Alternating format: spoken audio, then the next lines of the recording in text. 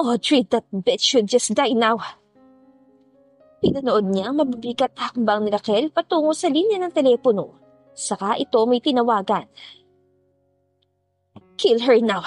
I don't care kung ilang taong magsasakripisyo dito. Basta mapatay niyo lang ang babaeng yun. Huwag na huwag kayong titigil hanggat hindi niyo nagagawang pinapagawa ko. Landers watches his beloved go crazy. Blanco ang ekspresyon sa kanyang mukha habang patuloy pa rin ang pagwawala ni Raquel. This isn't what she promised him before. Matagal na niyang minamahal si Raquel dahil lang ang nag-iisang taong nagligtas sa kanya sa bingit ng kamatayan noong sila'y nasa bahay ampunan pa lamang. She took care of him before, giving him all of her food when he received nothing from that orphanage. She basically provides the most important things for him to survive when he thinks he's going to die all alone. During those dark times, Raquel was there to lighten up his life. Kahit pa noong umalis na ito sa bahay ampunan, hindi siya nito kinalimutan. Kaya utang na loob niya ang buhay niya kay Raquel. He dedicated the rest of his life to her. He worked hard just to meet her standards, so one day, he'll be of great use to her. Alam niya sa sarili na pagkahumaling niya kay Raquel ay walang hangganan. Dahil nagawa nga niya sundin ang sinabi nito sa loob ng 3 taon Dahil ipinangako sa kanya ni Raquel na sa oras na magawa niya lahat ng ipinapagawa nito, papayag itong pakasalan siya. Subalit bigla na lamang lumihis ng landas ang sanay kanilang gustong makamit sa buhay. Simula nang malaman nilang si Zach mismo ang bumili kay Audrey mula sa black market na iyon, ay nagkandaleche-leche na ang lahat. Wala nang inatupag si Raquel kundi ang 2 taong yon, at para bang kinalimutan ng ito ang pangako sa kanya noon. Totoo namang nagtagumpay siya sa lahat ng pinagawa ni Raquel noon para makamit ang pangako nito. Pero hindi na niya kasalanan ang mga sumunod pang pangyayari. Slowly, Landers is reaching his limits and showing patience with Raquel. Hanggang kailan pa sila tunay na magkakasama? He doesn't even get it. Why is his beloved so obsessed with Saavedra's wealth and power? Ano pa ba ang kailangan niyang isakripisyo at gawin para siya na lang ang intindihin ni Raquel? He can't help but think of finding a way to put an end to this, without having Raquel mad at him, without her pushing him away. Hindi ko na to pwedeng patagalin. I have to take action on my own. Puno ng pagiging desperadang sa ni Raquel na bumaling ng pansin sa kanya. Napabalik siya sa wisyo. Anong ibig mo sabihin? What else would you do, Raquel? I'm not going to tell you. Baka pumalpak pa. Mabuti pa. Intindihin mo na lang kung paano mo magagawa ng paraan ng pagbuha sa anak nila Audrey. At kung paano mo sila mahahanapan ng butas sa publiko. Tingnan mo na lang kung gaano ka inuulan ng batikos ngayon sa social media. Ayun ang intindihin mo. Paggalit siyang tinarayan ni Raquel kapag Juan ay tumungga ng isang bote ng alak para pakalmahin ang sarili. Naikiyom niya ang 2 niyang kamay at mariing napalunok. Nung una pa lang ay alam na niya ang kinalalagyan ng anak na yun ni Audrey. Subalit ang kunin ito ang bukod tangi niyang hindi magawa-gawa. Because it's still fresh in his memories. Noong bata pa siya ay puwersahan siyang nilayo sa kanya ng ina at doon nagsimula ang kanyang bangungot na mangyari yon. He believed that the child was innocent. Kahit pa malaki ang galit niya kay Audrey, dahil ito nakasama niya imbes na si Raquel, he can't bear the thought of separating the child from her. Trauma always hunts him in his sleep. Napanood niya ang paglaki ni Lizelle sa piling ni Audrey. The child clings to him, addressing him as his father, kahit ilang beses niya itong pagmalupitan. Kaya kahit na pinapahanap ito ni Raquel sa kanya, ay hindi niya magawa ang gusto nito. But secretly protecting the child seemed very useless and bothersome. Maybe he should have just killed both the child and Audrey. Zach would end up in ruins, and the wealth of Saavedra would be passed into Raquel's name. After that, he and Raquel would finally end up together. Don't be silly, Raquel. pagbasag niya ng katahimikan na nag-agaw sa pansin ng babae. Sa pagpapadala mo ng tauhan, sa tingin mo ba madali mong mapapatay si Audrey? Lalo na't nasa puter niya si Saksa Abedra. Then what? Gusto mo, ako mismo gumawa? Why not? Napangisi siya. Please, don't plan silly things on your own. We're partners here. Tutulungan kita. We just have to execute our plans right this time. At sa huli, makukuha mo lahat ng gusto mo. Maingat siyang lumapit kay Raquel upang suyuin ito. Nang makitang kumalma na ito ay sa kanya niyakap mula sa likuran. I have no other intentions but to be with you. So naturally, I don't want to be deemed useless. What do you think? And what are you planning to do then? Raquel, wake up! Gumising ka!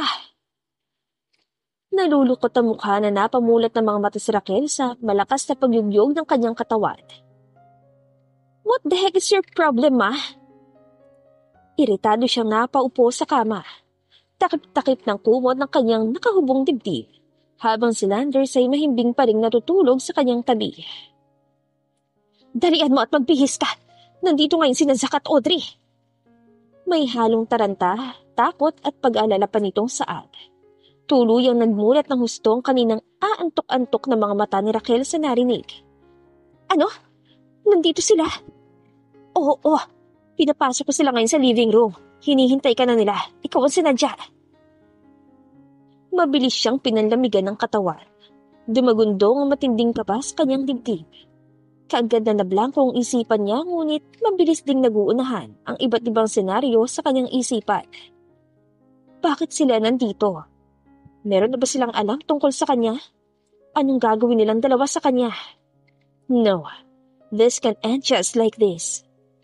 Matapos lahat ng mga sinakripisyo niya para lamang makaabot sa puntong ito, hindi mangyayaring agad siyang mapapabagsak ni Audrey. Ano pang ginagawa mo, anak? Kumilos ka na, dalian mo! Hinila siya pataas ng sariling ina. Napapalunok siyang namutla. Anong dala nila? What are they here for? May banta ba sila sa akin? What? Is that being paranoid? They came harmless. Ang mabuti pa'y gawin mo ng sinasabi ko. Hurry up and don't offend them. Or else, you'll know what will happen to us. Naroon pa rin ang nerbiyos at kaba niya kahit na pagkatapos gumaya. Sa pagmamadali ay hindi na niya naayos pa ang sarili.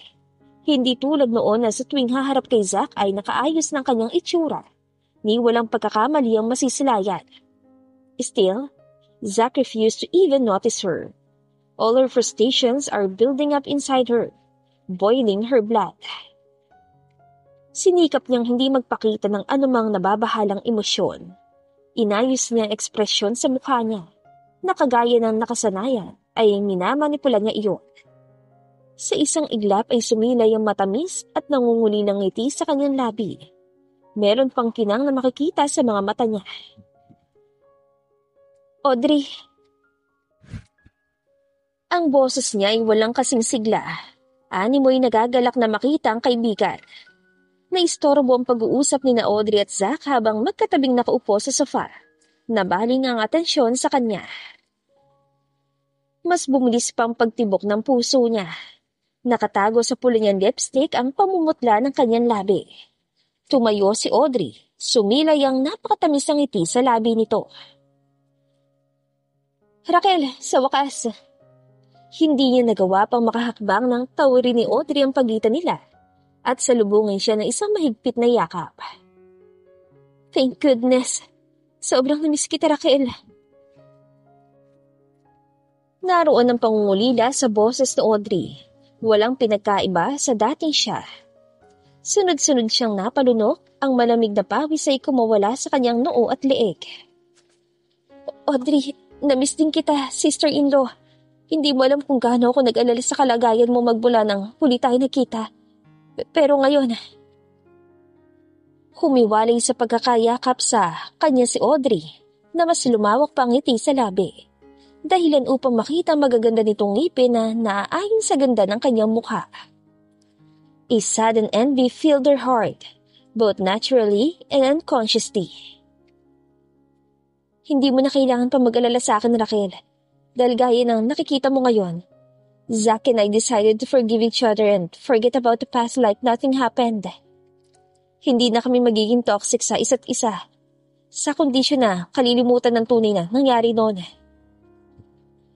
Mas lumambot ang ekspresyon sa mukha nito at puno ng sinseridad.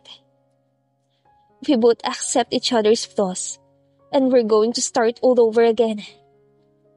Hindi niya na kaya nang itago ang pagtataka at pagkabigla sa sinabi nito.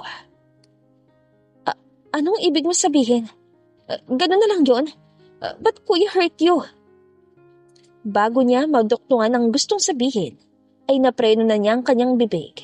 Nandito si Zach. Hindi niya pwedeng basta-basta na lang sira ng imahe nito kay Audrey. Lalo na't magkaibang istoryang alam na nalalaman nilang dalawa. Sa kabilang banda ay unti-unti namang humupa ang kaninang nerbiyos at kaba sa dibdib niya. Maaaring nagkaayos ang dalawa, subalit hindi pa siya nabubuking. Still, she has to make sure they don't suspect her or begin to doubt her. Maupo tayo. Anya. Bumalik sa kaninang inuupuan si Audrey. Labis-labis ang pagkakadikit kay Zach na animoy nakamagnet sa lalaki. Habang siya naman ay naupo sa kaharap nilang dalawa, na pinagigitnaan pa ng maliit na babasaging lamesa. May kung anong karayo man tumusok sa puso niya nang makita ang pagpulupot ng mga braso ni Zach sa bewang ni Audrey. Kaya naman inagaw niya ang atensyon nito. Kung ganon, totoo pala talagang napanood ko sa TV kahapon? Kuya, after all of what you did to Audrey and what she did to you, dito pa rin palang bagsak niyong dalawa. Magkakayos lang din naman pala kayo. Pinahirapan niyo pa ako. Pumeke siya ng tawa at nagtunog natural. Umaakto sa pangkaraniwan niyang ugali na nakasanayan nila. Well, I married her to be my companion for the rest of my life anyway. So obviously, I will do everything for that to happen. Blankong emosyon tugon sa kanya ni Zach. Palihim niyang ibinaon ang mahahaba niyang kuko sa kanyang hita. She refused to accept the fact that Zach really loves this woman. She refused to accept that her man was in love with someone else. She refused to even think that her man had done everything he could do to find this woman and trap her in his arms. Raquel's psychotic mind made her vision blurred. This should be her. Zach's woman should be her. There should be no other woman than her. Habang papalalim ng palalalim ang iniisip niya, ay siyang pag-apaw ng kagustuhan niyang wakasan na si Audrey. Gusto na niya itong patayin at tuluyang mawala sa landas niya. She suffered enough. Paniguradong handa na itong mamatay sa mga kamay niya. Ang totoo niyan, nandito kami para bukod na ipaalam sa'yo na okay na kami ni Zach ngayon. Gusto rin namin humingi ng pasensya dahil naipit ka namin sa gulo't away namin mag-asawa. Marahang pagkausap sa kanya ni Audrey. You no longer have to deal with our problems from now on. Lalo na sa akin dahil ikaw lang naman ang madalas kong tinatakbuhan at naiistorbo. Simula sa araw na to, lahat tayo payapa na. Magsasaya tayong lahat at kalimutan ng nakaraan. How stupid. Gusto niya sa bunutan ngayon si Audrey. Magsasaya? Kalilimutan ang nakaraan? How can Zach forget the fact that she cheated on him for Landers? How can Zach even accept her slutty wife? How can Zach tolerate this stupid woman? Lahat ng lasong salita ay naibulong na niya kay Zach. Pero bakit nagpapaka-martyr ito para lang magkaayos sila muli ni Audrey? Nagpanggap si Raquel na nakahinga ng maluwag. Sinabayan ng isip batang solusyon ni Audrey. Salamat naman. Sa tagal-tagal ng panahon, mabuti naman at naisipan niyo na magkaayos. Sana habang buhay kayo magsama ng payapa, Audrey at kuya. Oh, hell no. There will be no peace in their married lives. Is the food to your liking, Audrey? Pagtatanong sa akin ni Tita Elizabeth. Hindi katulad nung huli ko siyang nakita. Ngayon ay magandang pakikitungo niya sa akin na para bang walang nangyari noon. Subalit kahit na ganoon ay hindi pa rin siya isang magaling na artista para maitago ang tunay na nararamdaman sa awkward ng ngiting yun. Yes, tita. Hindi naman po ako mapili sa pagkain kaya ayos lang sa akin kahit anong iserve nyo. Pasensya na rin at wala kaming pasabing pupunta dito ni Zach. This is my father's mansion so we're entitled to visit anytime we want, wife. Si Zach ang mabilis na nakatugon. Ganun ba? Tumaas ang sulok ng labi ko. We're not being rude right now at dito rin tayo nakikain. No worries. The money being paid for all these foods came from my father, which I inherited already. Pagsasabi niya ng katotohanan ng batid naming hindi gugustuhin marinig ni Tita Elizabeth. Napapeke siya lalo ng tawa. As long as you enjoy the food, then it's fine. Kumain na kayo na kumain. A considerate mother-in-law doesn't suit Tita Elizabeth at all. Siguro'y nasanay lamang talaga ako sa masamang trato niya sa akin. Noon pa man simula nang may kasal ako kay Zach. Heto na. Lumabas mula sa dirty kitchen si Raquel habang daladala ang isang mainit na putahe. This is my specialty, chicken curry. Wow! Hindi ko alam na marunong ka pala magluto, Raquel Bangha kong sabi. Naupo siya sa katapat kong upuan, katabi si Tita Elizabeth, na ito namang katapat si Zach sa aking tabi. I learned to cook it. Masarap talaga tong kainin tuwing tanghalian. Hindi ba, kuya? I remember this being your favorite too. Baling niya pa ng tuod kay Zach. Napatingin ako kay Zach. Favorite mo palang chicken curry? Tumango sa akin. Kind of. It's comfort food for me. Bigla na lamang akong napahagalpak ng tawa. I'm sorry.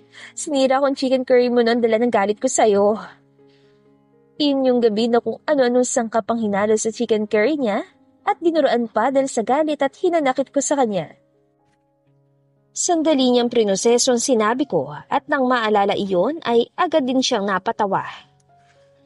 It doesn't matter since I get to punish you all night long. A win on my part. Natatawa ako na paawang namibig saka siya nahampas sa braso. Hindi ko pa rin malilimutan na pinagpapalo niya ako sa puwet. I hate you. Hirap akong makaupo pagkatapos noon, no? Napanguso ako at inisimiran siya. Totoong masakit sa puwet pagkatapos ng mga palo niya.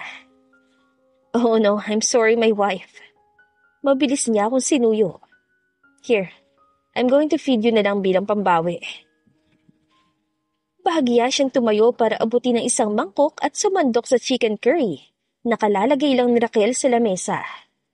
Kapag kuwan ay mas dinikit niya ang upuan sa akin upang mas madali kong subuan ng kanin at ulam na iyon.